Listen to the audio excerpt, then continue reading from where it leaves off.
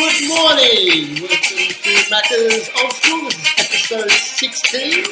It is Saturday, the 5th of November. The year's nearly gone. As promised, today our very special guest, comedian, Sydney-based comedian, very successful, one of the best in Sydney, I say, and a lovely man, Mr. Harry Jun. Welcome. Hi. Welcome, Harry, to the show, mate. We've been looking forward to it. We need a few laughs. As people know, we've done a bit of crime stuff. Yeah, it's big boots to fill. Big bloody boots to fill. Like literally dripping with blood. The last episode, people that stabbed me. There was some very I loved it. stuff. It was grim though. And then you were like, "Oh, just make them laugh." I was like, yeah. Make them laugh, or the shit's going to hit the fan. Yeah. No, there's some good more crime stuff to come, swingers, and but we want to also mix it up. So, a comedian, an actor, and things like that. So, Harry, without further ado, we're going to dive straight into it. We want to know a little bit about yourself, your background. I think there was a bit of teaching involved there before you got into comedy. And I'm just taking a guess there. Oh, that's right, you told me 5 minutes ago. But, so we'll talk a bit about that and what gigs you've done and what have you. Yeah, sweet. What got you? You're a funny guy from school. Were you gifted? I don't know. Oh, maybe a bit cheeky. I don't think I was the class clown. Yeah. I was a bit shy in high school. It comes out, doesn't it? Yeah. Well, like... I was shy. I actually was. Oh, really? Yeah. I can't picture that. I must say, no. when I came in for the record, Yeah. I called you and you're like, I'm coming up. You came up in the driveway with this Colts-like outfit. Linen, full linen. Yeah. And I got underwear. I like wear undies today. I like to free fall on that. I've got like hippie pants. I like to call it the cruise. Well, I thought, cruise line. What was this Jonestown-esque welcome that I was getting? Like, you're like, come in, we've got Kool-Aid and everything. Come in. Here's my garage, have some Kool-Aid. You're not leaving. You were very welcoming. But no, in high school, I wasn't that... I loved comedy. I loved watching comedy, but I didn't really muck around that much. Yeah. But how was Jerry Seinfeld? A fucking smart guy, basic comedy, smart guy. He's a billionaire. 1.1 billion. He's killing it. Richest comedian in the world. Yeah. Is it Jerry at the top? Yeah, Jerry's at the top. Google later on. Yeah. I only know this because I Google. It's not because I'm really smart. I was about to say, your encyclopedic knowledge of comedy. Exactly. As we said earlier, I did graduate 3rd grade. So the full thing. I went right to the end of the 3rd grade. Before I started wagging and jigging. They call it jigging. It's jigging, But then I didn't start comedy until I was already working as a high school teacher. Yeah, wow. So I started comedy 5 years ago, which in the comedy world, you're a late starter? I'm a late starter and I'm a fetus, because 5 years is nothing. They say, what do they say? People make fun of this as well. They say 10 years, you got to do 10 years of comedy until that's your apprenticeship. It's hard, isn't it? Yeah. Oh, well, yeah. It's kind of like living in the country. You've got to live in the country 35 years, and it's like, he's family new. His uncle's here 60 years, we'll put him as a local. Yeah. Well, you do kind of have to, I get it, because you have to, it's a community thing too. People have to see you at the gigs, to see you perform well at the gigs. If someone just kind of blows in, they calls themselves a comedian and this and that, and it's also, I think, very Aussie. There's some hierarchy. Tall poppy syndrome. Yeah. No, I think so as well. Do I want to slide that a little bit, Harry? Sorry. No, don't be sorry. How's that? We'll slide you a little bit there. Yeah. Because it's about you. They don't want to see my fucking nose or anything. Yeah, no. So, teacher. So you're from Korean background? Yep. My parents Korean. Korean. So were you chained to the desk when you started? They were very happy for me to, chained and beaten? It was beaten and chained. Beaten with family love. That's it. Yeah. They were happy for me to, high school teacher, they were very happy, very proud, which is why I did comedy at night time without them knowing. Yeah. So I'd have my day job. Yeah. And they'd ask me, how's it's work? A respectable job, mate. Teacher and a fucking degree as well. Fantastic. And it's but I love doing comedy. I was doing that at night. And then eventually things shifted. I started teaching started to get pretty tough, Also lost the passion for it, and then was it primary or high school? High school. Oh shit! Yeah, See, this is where I'm going to be on an assault charge or something, because that's really. This is at year 7. When do they start telling you to get fucked? Year 8. Oh, they'll start early. You get kids from year 5 and 6 to tell you to get fucked. Yeah. One telling me I'm an Asian dog, this and that. It's like, that's it. You don't know me. I mean, you're not wrong, but you don't know me. I was hoping we progressed past that by now. But yeah, you're an Asian dog, it's your teacher, and telling you to get fucked. But they're kids. It's true. It's my job to, try and teach them how to socialise. I never really saw it as... I wasn't a great teacher in terms of they'll leave my classroom smarter, but I thought it was important to teach them values and absolutely. So that social aspect, because that stuff is invaluable. You leave, and I think as well, all discipline now is pretty much taken out of society as well. Look, on medium, on discipline, it's you have to have some form of discipline. 100%. I'm not talking Cat of the Nine Tails or flogging someone out the back or whatever.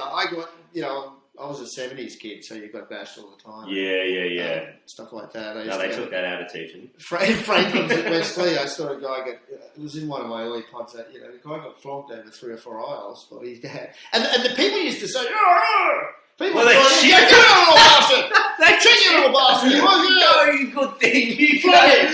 That's it. Come on, you're going to kick in as well. Use your elbows. They're sharper, mate. They're sharper. Get in there. Put your teeth back in. What's wrong with you? Chuff it up. And that's brutal. Yeah, it's brutal stuff. Well, I mean, these days the kids are learning that it's you use your words and this and that, but that's why as a teacher you have to have that resilience to know that kids will call you a fucking little bitch or they'll do this and that, and you've got to cop it, but you've got to remind them, all right. Just none of that, because in here, it's my job to actually protect you and make sure that you're educated and take care of you. Yeah. But out there, that's right. You mouth off, you call someone a little bitch. Not that they would; they probably wouldn't because they're out there, right? But you got to learn that early. And these days as well, it's not 1-on-1; it's 10-on-1. Oh, no one gives a shit about that old etiquette. You'd get a bash in 1-on-1 and you'd had enough. So now it's they stomp your head into the ground. Do you know what's crazy though? Fucking head thing is very dangerous, and it goes up and I think this speaks to being a teacher as well. But me and my mate G, we're out at Parramatta Westfield. Yep. And I think we just had lunch. We walked out. It's full on. I saw a kid there getting his head stomped in by all these other kids. This one kid was stomping on him, all these other kids gathering around, and just instantly, the teacher, that teacher sense. Yeah. I was going to kid. It's guys. I went in and I'm like, whoa. You're going to kill him. And then the kid turns to me and he starts grabbing my shirt. He's like, what? Who the fuck are you? And I was like, I don't know. Oh, so he's turning on you. Yeah. You're the bad guy. Or as if Fine. He thought I was his mate. I was like, I don't know this kid, but he's on the grounds. I'm trying to help. And then the kid, he's holding a KFC snack box or whatever. I won't let it go. I get that. That's my chicken. Picking up the popcorn chicken like you missed a bit. And then I stole that money out of Mum's purse. That's my chicken. Yeah. And I'm asking him, are you okay? And he's like, oh yeah, I'm fine. I said, being ignorant to, and being hyped up on adrenaline, do you want to call the police or whatever? Is this a thing? And the kid, I think growing up in the area of that rough, he was like, no shit. Yeah, he looked at me as if I'd spat in his face and fuck, would I call the police for? Leave me alone. That's worse. Isn't it? It's hard. His head's been kicked in. And it swells up and shit. And he grabs his fucking KFC box and he walks back to his mates. And the rest of them have walked off, and I'm like, oh, man. So, but it's switched. You're the bad guy of the sudden. Oh, so because I didn't want a child to get, killed, beaten on the street or whatever. But they don't realise, once you start kicking someone in the head and shit, head injury is very quick and they can hurt pretty bad. Yeah, it's full on. But being a teacher, being a teacher is real fun too. You get to muck around with the kids as well. Yeah. Kids like to do stupid pranks all the time. One time, a kid got this photo of Nicolas Cage's face. Yeah. And like, he's getting on a bit too. Yeah, but it was this weird face she was putting like this, and she asked me if she could get access to the classroom before the class started. She wanted to play a harmless prank. I was like, oh, that's fine. You can do that. Then period 1, we go in, and just imagine like a million of these faces everywhere, like you open up the thing. She's been Britain all night. Yeah. Zero. Yeah. That's just going crazy. Like kids, they're real silly. They like to prank, and I think as a teacher, you have to remember that it's fun to be a kid. Yeah. Yeah, you gotta let them. In this world, oh come on. The world's gone fucking nuts. Yeah. So you've got to embrace your childhood. You know, I'm about 103 years old. So, but in our childhood, it was fantastic. It was a drag star bike. You were out every day. You were down the bush and mucking around. This was before we did all this. This is what's crazy. Shit. Yeah, because of the social media. Like being a teacher in the past, because I was a teacher for 7 years. I quit this year. That's an OAM straight away. Fuck it, I couldn't do it, mate. Jeez. No, but like in the era of social media, like I'd have kids try and add me on, Instagram and that, and then they come up to me and they'd be like, because I'd deny it obviously, and they come up to me and be like, you in class, like, sir, you blocked me on social media, and then I have to make it a lesson of like, I blocked you because you are 12. Yeah. And I'm the teacher. 31. Yes. And I'm a teacher. I don't want to have friends. I don't want to have friends with children. And as well, the parents. What the hell? What's going on here? It's all right. And is he Iraqi? What's going on? I have to teach. Exactly. I have to teach. This is about the socialising thing. I have to teach these kids because they don't understand boundaries really, especially with social media. Yep. That's why you got to have all your shit private because they don't know that boundary of like, this is an adult and I'm a child and our worlds are separate. Yeah, and I should respect that. Yeah, absolutely. And then it made it harder when I was doing stand-up comedy. Yeah. How can I fucking promote any shows I'm on if I've got a private account? How am I promoting? How are people going to know I'm at gigs? Yeah. If I have a private account, it doesn't. None of my posts will go to anywhere except my 100 friends that I already have. Yeah. So at the same time I was doing teach. That's why it clashed a bit, teaching and stand-up comedy. Yeah. But I was like, I wasn't able to promote like. And there's some gigs that like I was really proud of and really liked, like the Comedy Store's like.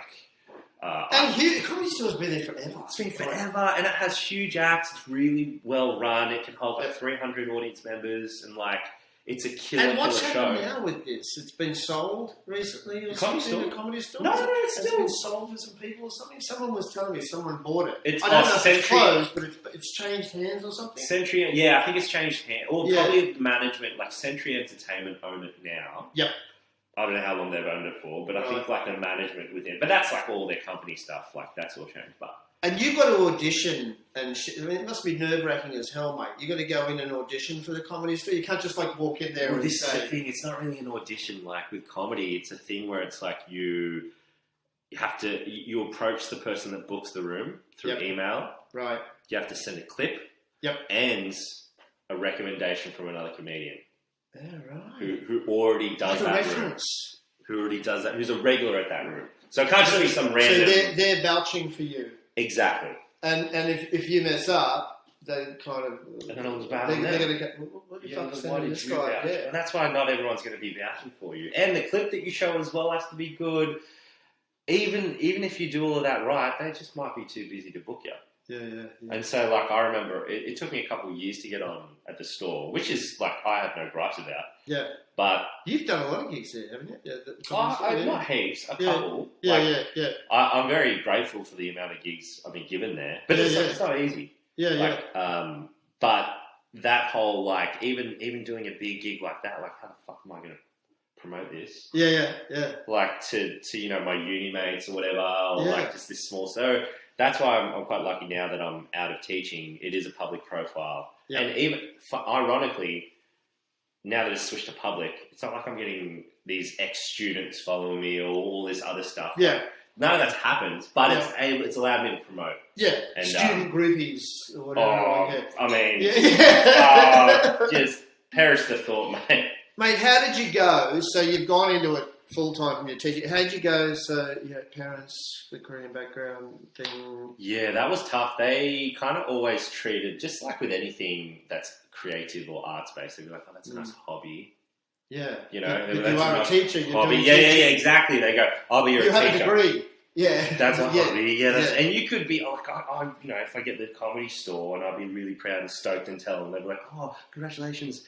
What a great thing for your hobby." How's your students? Yeah, and then quickly divert, you know, divert. Just straight, back. That flick it back. And it was only until I'd this year gotten a job at the ABC for a video game / comedy show. That, like, I was getting paid to do comedy. Yeah. Like, regularly. That they feels good. It'd be nice. Well, it swapped. It swapped where they were like, oh, maybe, you know, Harry actually has what it takes to, you know, be in the entertainment industry. Well, that's another thing, mate. Look, comedy and stand-up comedy, it's balls of steel.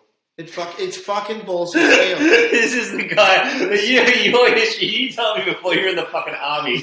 You've done like all this wild red hot shit. And you tell me that comedy is balls of steel. I'm still going to tell you, it's balls of steel. You're getting in a room with a bunch of people you don't know, and everyone, we talked about a few minutes ago, everyone's a fucking armchair expert. You know, I know all about comedy. You know, the judgment is pretty intense. Yeah. Like especially when you bomb. It just takes a lot of guts. It takes a lot of guts. Not everyone can do it, mate. But it's the emotional side of it. I think of like you going up there and being vulnerable. Yep.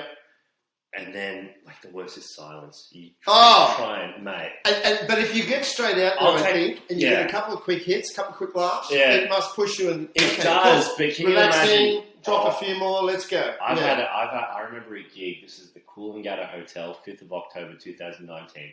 Still remember it. I stayed at the Greenmount at Coolangatta, the old Greenmount Hotel. Well, they've done it up. Yeah. I bombed. I had a 20-minute feature set. Yeah. Bombed. Like, I had a few titters at the beginning, but then 20 minutes of just absolute silence in front of the room. So that 20 minutes on stage, it feels like about 3 years. You're just there. Do you know what it felt like? And in your mind too, you just go, I want this to fucking end. It was like Weekend at Bernie's. Like I was a corpse, and myself, I was floating above the puppet strings, and I was just like, bro, I wanted to have the dentist the other day. I love that movie. That was a great movie, yeah. Because I was dead. I was dead up there. It was absolutely. And what do you do when you get off? Does everyone sort of like, oh, it wasn't too bad? I don't want that. I think it's a pride thing. I don't want it. I don't want that pity. Yeah. Because just let me go to the toilet and get the shit out of the wall or something. Or you gotta fail. Like that's what I don't it's like. Part of it. Yeah, the pity is like they think. Like, you do take it to heart while you're up there. Yeah. If you take it too much to heart, then you'll probably quit. Yeah. It's just you accept it as part of your process of getting better. Yeah. But that being said, like, I remember after that set at the Coolangatta Hotel, I went to the smoking area.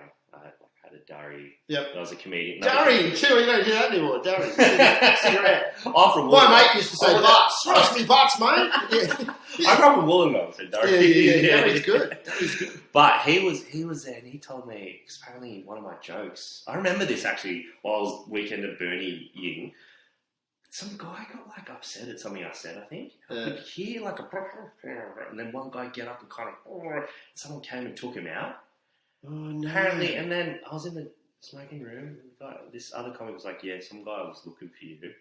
Looking for you. See, this is and bullshit. I was like, oh. It's comedy. If you don't want to go to a comedy, it's fun. It's comedy. Yeah. I think this is where a lot of these PC do-gooders, you know. Well, no, it wasn't that though. They're making comedy hard too, though. I think now you've got to watch things as well. But no, but I reckon it was. I don't know. I reckon it was the opposite. Oh, because what was the joke about? Do you remember? Or? I don't even remember. I think I'd said white people, and this was in the Gold Coast where it was. Yeah.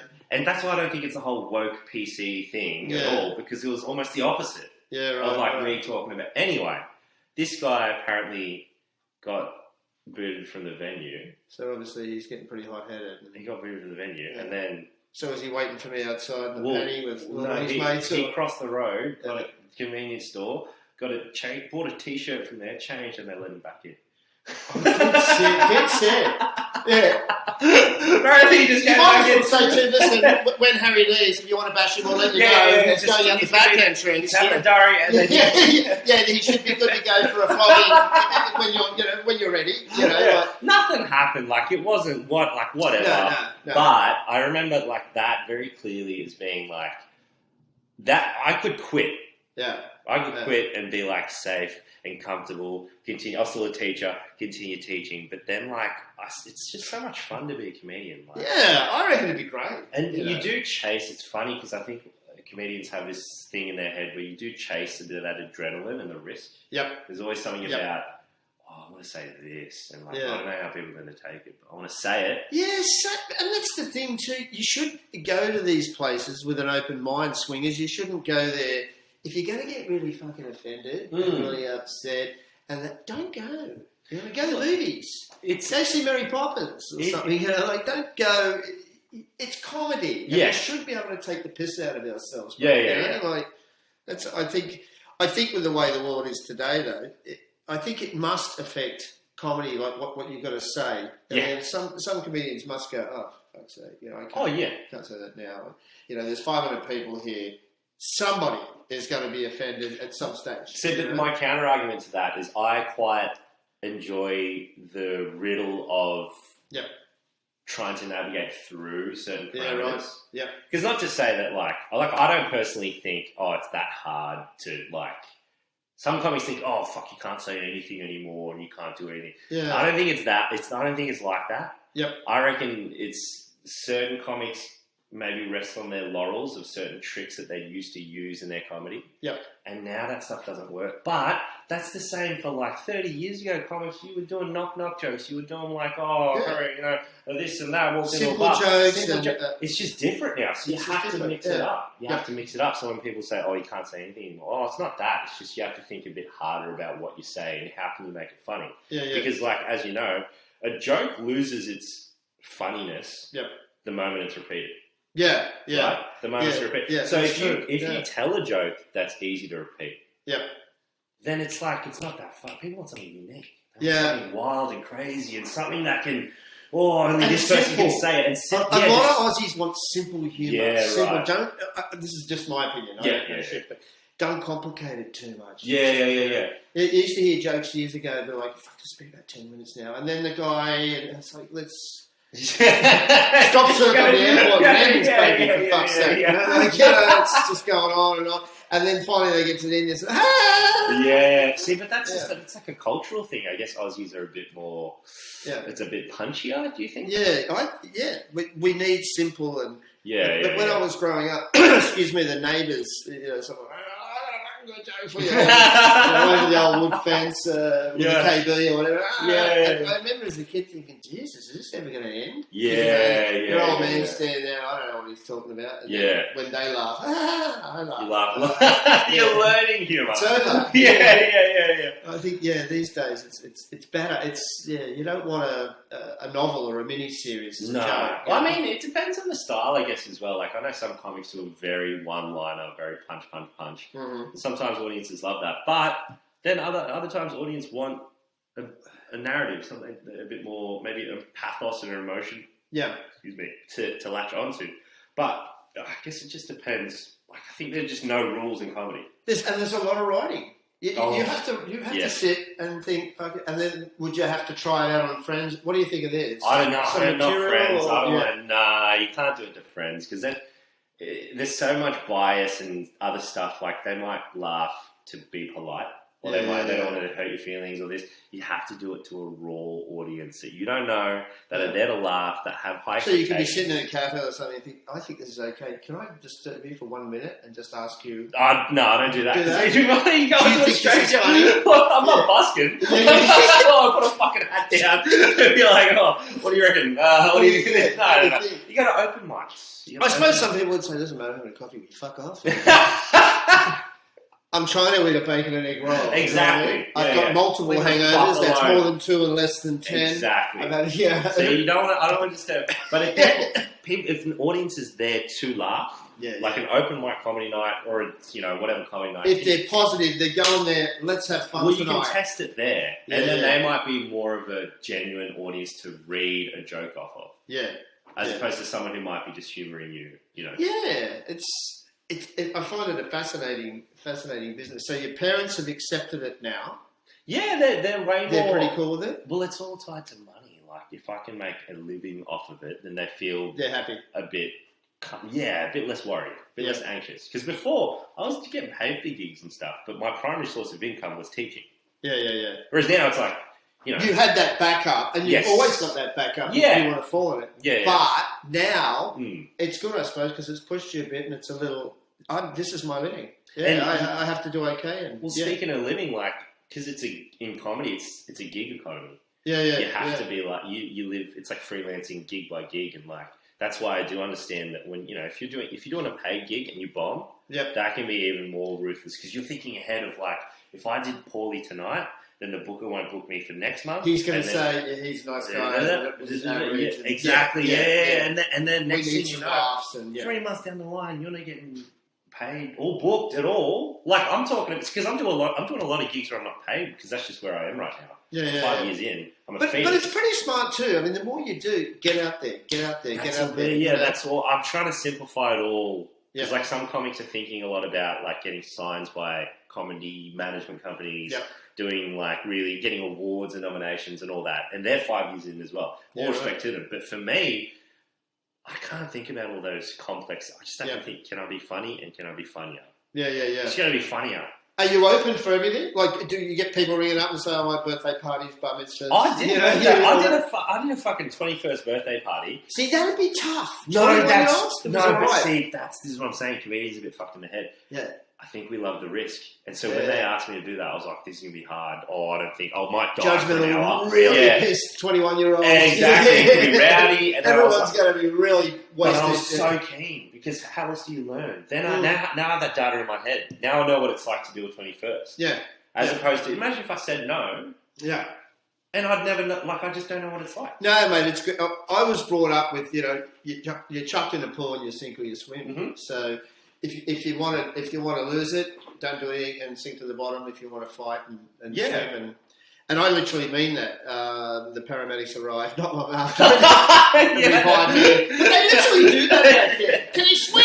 Throw him in. He'll be all right. He's okay. Don't. He's breathing water. He's fine. His eyes are rolling. Get him down. His eyes are rolling. Okay. Triple O. Don't panic. It's no big deal. He'll be all right.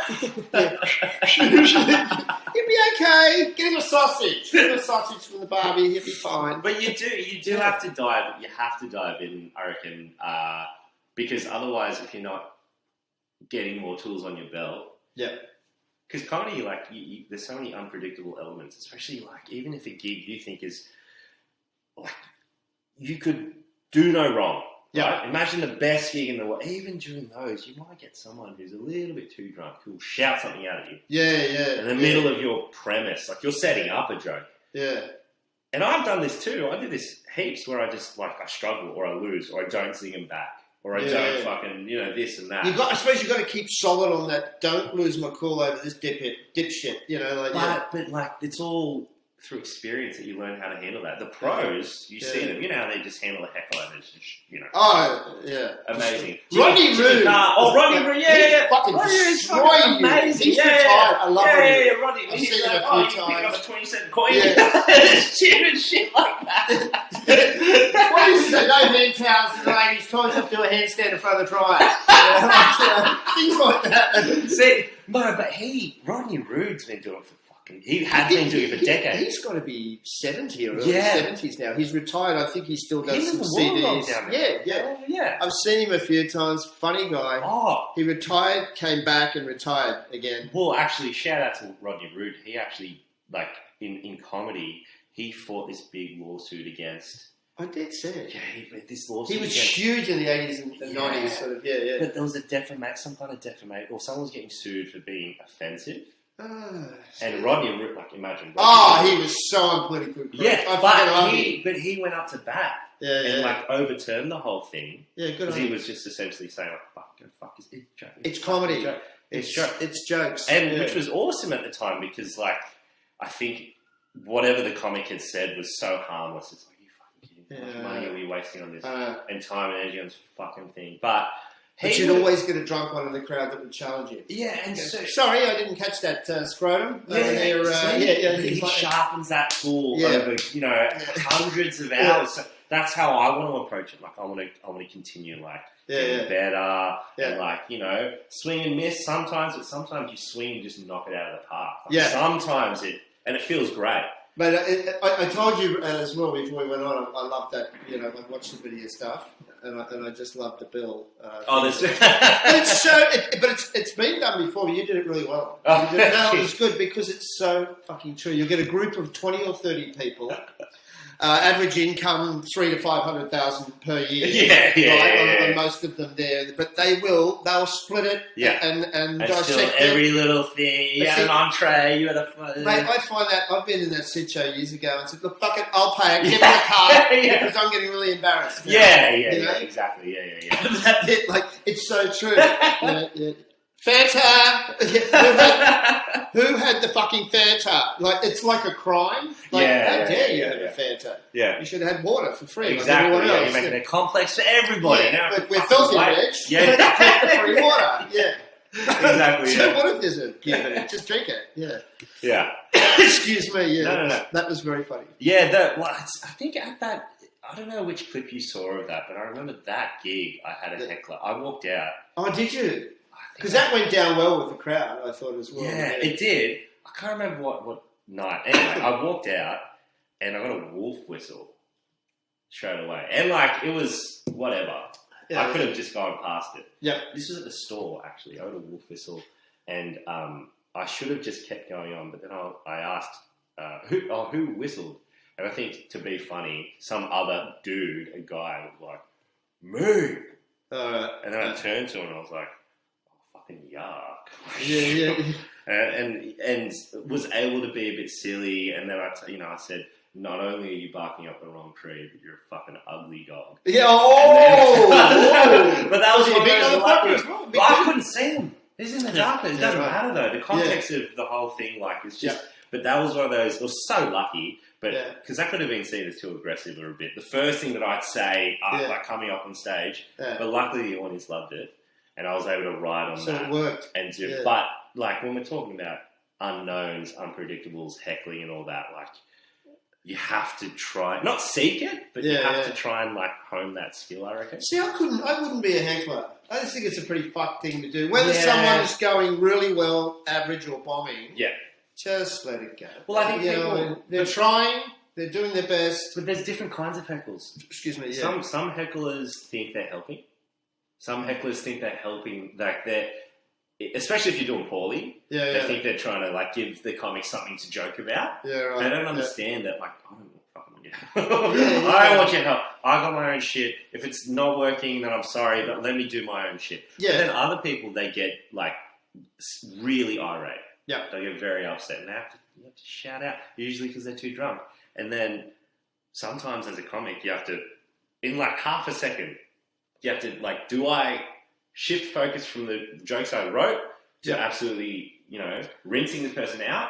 If I do that too much, will that change the tone of the entire show to be aggressive? Will that, especially in a lineup show where there's plenty of people after you, if you shift it to aggressive and then you attack the audience, and then the next person has to come up to that energy. So you sort of go back to stage and it's like, and they're like, thanks, sir. Yeah. And you've really pissed them off. That's happened. Well, that's happened to me. Thanks a lot. I got to go in 6-7 minutes. Thanks a lot. That's what I'm saying. I've had comics before me or the MC do that, and you have to walk up doing damage control. You can't even do your jokes. You got to get the mop. You're getting all the blood up. You're like, hold on, let me finish. You probably have to start off with the MC. Yeah. Thanks a lot, MC. Yeah. Good job. Throwing me out here. That's it. But that's after you pissed everyone off.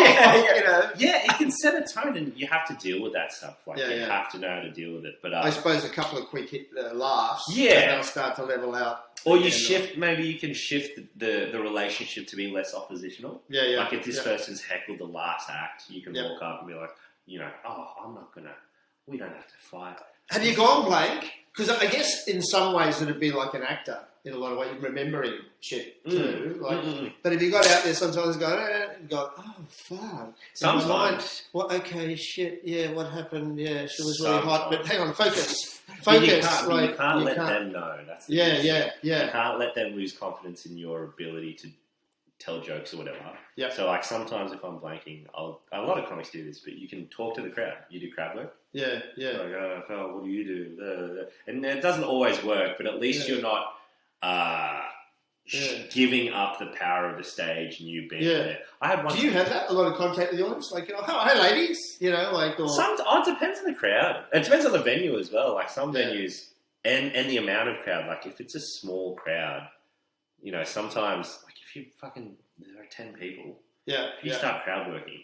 Yeah. It's like, then, you're talking to each person. There's only 10 people in the crowd. Yeah. And if you make fun of one person, only 9 people are laughing. Yeah. And you really... Whereas if it's a bigger crowd and you kind of crowd work and you kind of roast someone, then, you have 199 people laughing. Which is... Because someone in the crowd does want to be a star. A lot of other people go, I'm enjoying the comedy, but don't focus. Please don't. No, I reckon not. And if you don't want to be focused too much, don't sit right at the front. No, this is 3 millimeters from the stage. Macca, this is the little trick though, because what do you do? Room runners, what they do is they will put anyone at the front.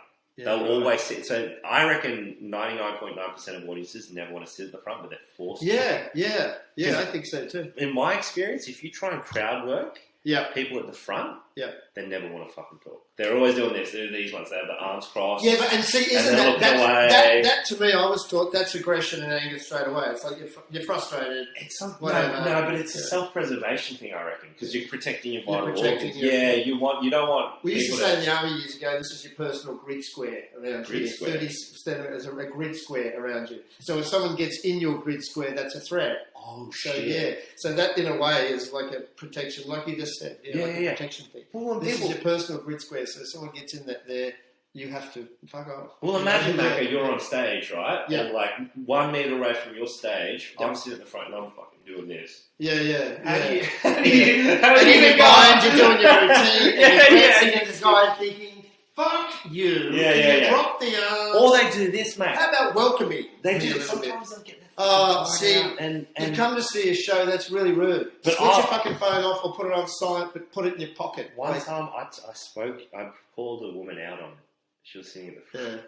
I came up and I was doing my jokes, and I was doing okay. Yeah. But I see her face light up from the light of her phone, and I just boom, turned. I was like, "What are you doing?" And she was sitting at the front. Everyone behind her, which went, oh. Everyone focused. Yeah. I was like, what are you doing, you rude bitch? Well, I didn't, I was like... you didn't have to. It was like, who are you talking to? But then she did a fucking judo switch, and she was like, oh, my sister just graduated, and like this and that. And then you've got to go, congratulations. Yeah. Like, oh. Congratulations, but in your mind, it's congratulations, bitch. Could you please put it, No, but I said, but is she going to come to the fucking show? Yeah. Is she coming now? Is she buying a ticket? Yeah. Please put your phone away. I'm working. 4 or 5 minutes, we'll wrap it up. You can't be... See, here's the thing. You can't be rude unless it's like... If someone's been an absolute prick, you can turn the audience on them. And you come out on top. But if you are just a prick to someone... then the whole audience turns against you. He's fucking rude, isn't he? We pay money. How dare you? So it's like tightroping. Tightrope walking, you kind of have to balance, like, am I going to lose the crowd? Or am I going to win the crowd by roasting this person? So, like, it's a risk.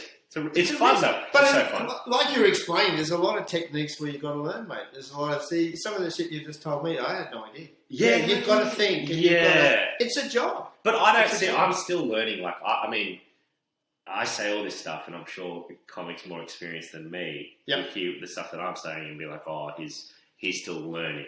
But it's like, this is... From what I have learned so far, this is what I know about comedy right now. Yeah. Which is like, How's your nerves? How do you control you? Everyone must get a bit nervous. I mean, depends on. I'm a big Elvis Presley fan. Oh yeah, love Elvis. I've been to Graceland 3 times. I've been to Memphis Mafia, and I did radio. Did you watch that video there? I haven't seen the movie. Apparently, it's good. I think you might love it. It's like the hardest role in the world to do. Elvis was one in a zillion. But yeah, it's sort of Elvis Presley, as popular as he was, movies, this, that, he was terrified before he went on stage. Terrified. Really? You never knew it, but he was. He was terrified. No, he was. And once he got out there, he was king of really. He would every time before a show. Yeah, he would. Yeah. He had a 65 comeback tour with the Leathers. Yeah, absolutely petrified because he'd been off the scene for a long time. It was really scary for him. I've seen those Leathers. They're shrunk. They're shrunk. They're in Gracelands in a glass case. They're definitely shrunk. Yeah, of course. But yeah, he was absolutely petrified, and he'd say the first and second kind of song, then he would start to relax. Now look how huge he was. Yeah, and he said it doesn't matter. Every single hundreds, thousands of shows, TV, movies. Doesn't matter. He was always terrified before and I think anyone from his entourage, the Memphis Mafia, can tell you the same. You know, he was terrified. He was terrified, mate. But once he got out, he was cool. This is Elvis, where women were throwing, panties and bras, crazy, and vaginas at him and everything. Like, he would have got a horrendous amount. Oh yeah. My husband's a huge international singer, probably the best, legendary. He cheated? What do you mean he cheated? He cheated on you? Really? With who though?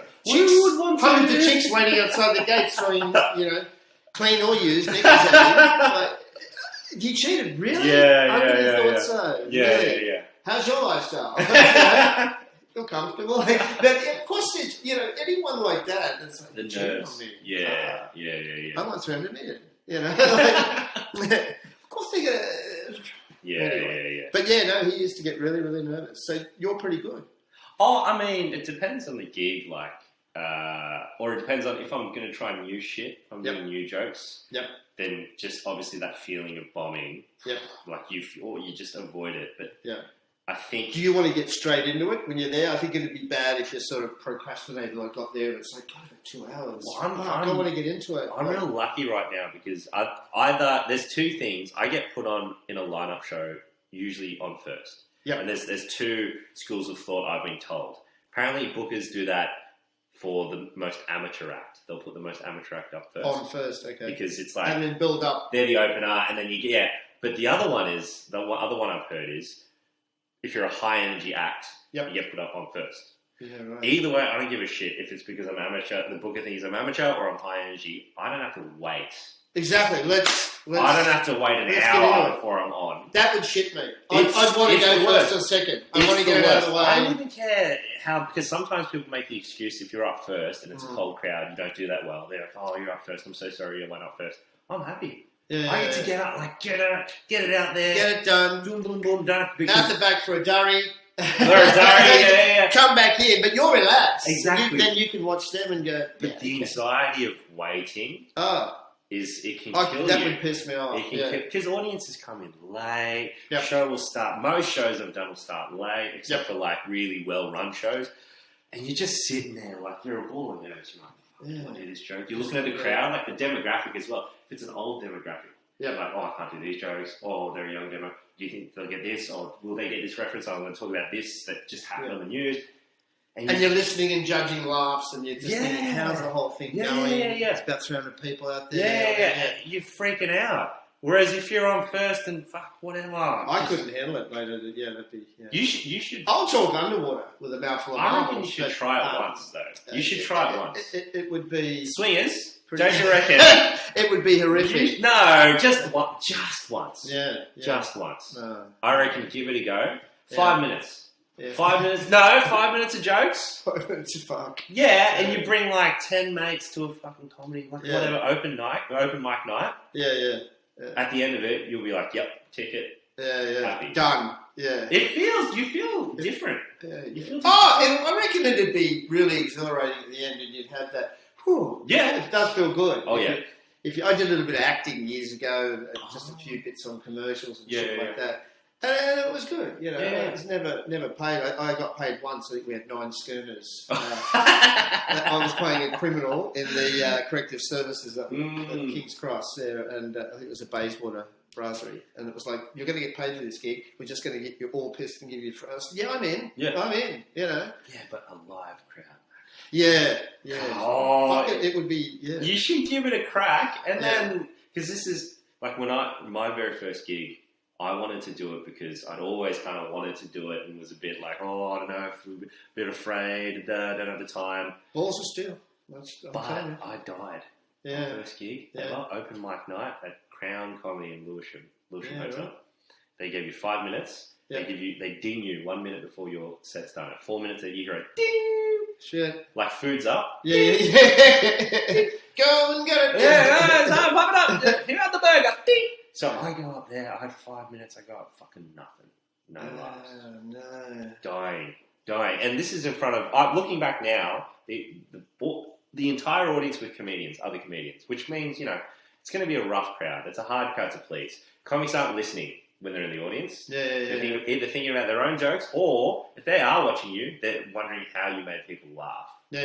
They're not going to laugh. Or they're kind of glancing at my new guy. Yeah. Young guy, new guy. Yeah. Exactly. Yeah. So anyway, I died. 5 minutes, just bomb, silence, right? But I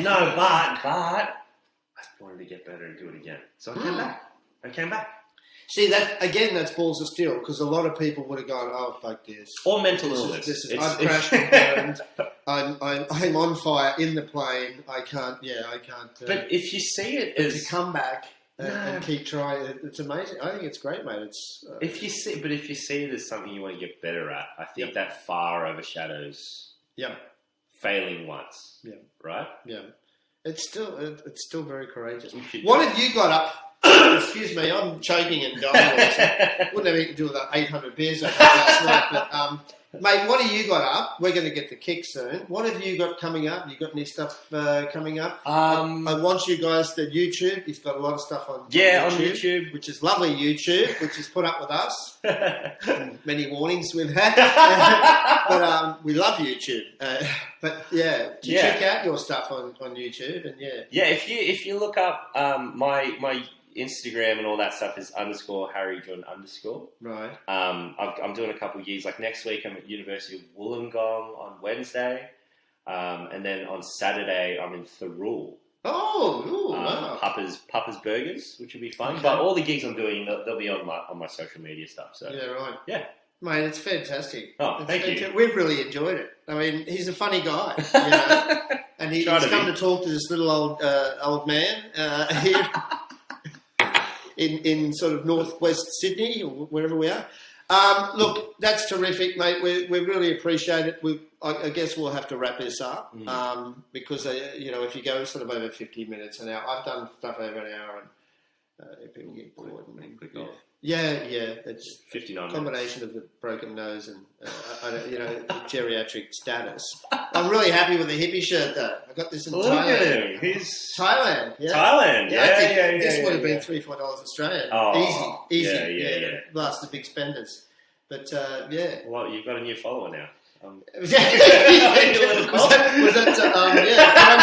good on you, Macca. Yeah.